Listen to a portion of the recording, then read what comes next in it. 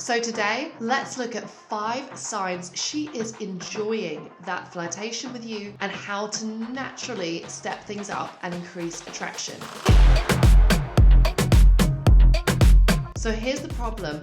Most men miss out on signs or second guess themselves, and because of that, they play it way too safe. If you feel that you constantly fall down between dates 1 and 3, I can tell you now, flirtation is going to be a key area you need to work on. So listen up for these signs that she is enjoying the flirtation, and most importantly, my top tips to help you up the ante so that you can become that attractive guy she's excited to see again.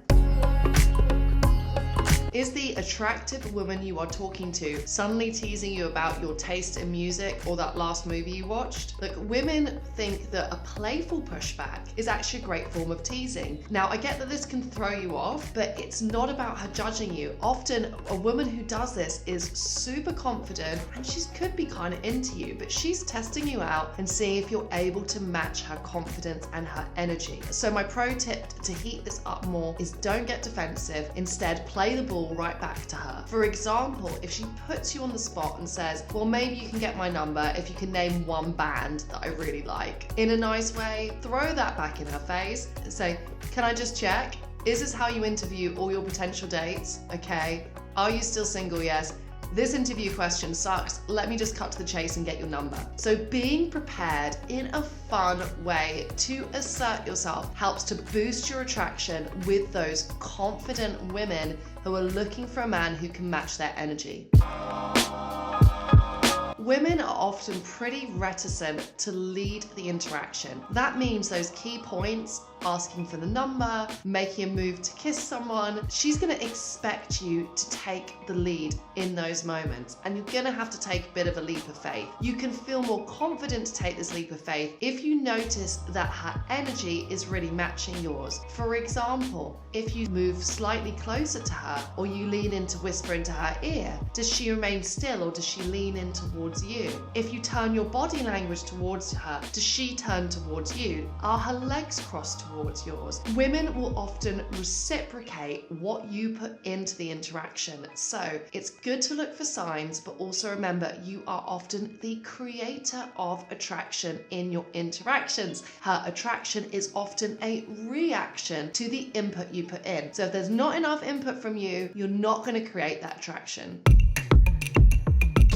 Women will become more tactile if they like you. This could be touching herself or it could be reaching out to touch you. Now, touch can feel difficult. I know that you don't want to overstep her boundaries. However, it is an essential way that you communicate with her that you see this as a romantic and not a platonic relationship. Put simply, if you never touch her, you're not doing a good enough job of communicating romantic intent. So great if she touches you. If not, I would still like you to experiment and feel out some of those boundaries with physical touch. A touch to the shoulder or the arm is a really safe bet to get started with. Make it brief, a light, watch and witness her reaction, and even better if she reciprocates. If a woman is into you, she is going to want to spend as much time with you as possible. She is going to be drawing out that date. She's going to be keeping that conversation going with you after class, on messages. She is going to find ways to keep the chat alive. What she's doing is leaning in and trying to create an opportunity for you to step it up and suggest a plan of how you can spend more time together. Now, the timing is important here. Hesitate too long and eventually she'll feel like she's overgiving and she's putting all this effort in and getting nowhere with you. If that happens, invariably she will lose interest. So recognize the cue that if she's leaning into conversations with you, if she's hanging around at the end to spend more time talking to you, solidify this now and set up a plan to meet her in real life. Again, keep it really simple. Just say, look, it's always good talking to you, but we always run out of time. How about we grab a coffee over the weekend? A simple, assertive plan is great to take that interest and convert it to a date.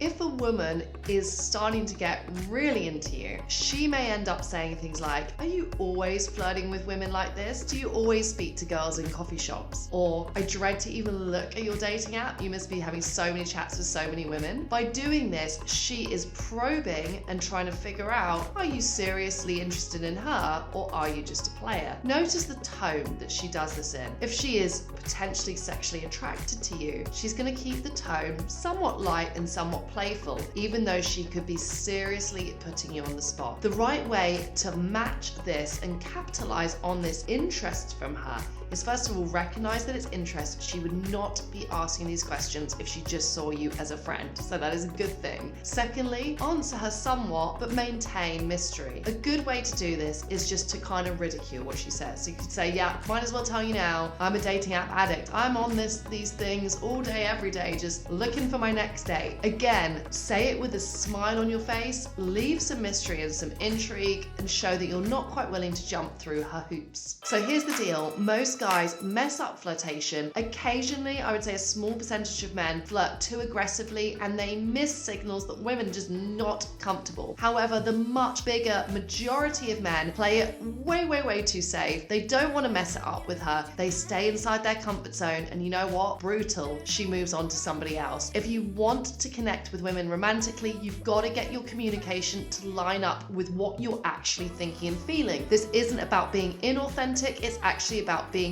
more genuine and more direct about what's going on for you. If you want advice on how to do that, I have a fantastic program called Virtual Masterclass. It's a real A to Z of dating that's going to get you out and change your dating life forever. Click on the link in the bio to learn more about that, and I hope to see you again on my next video.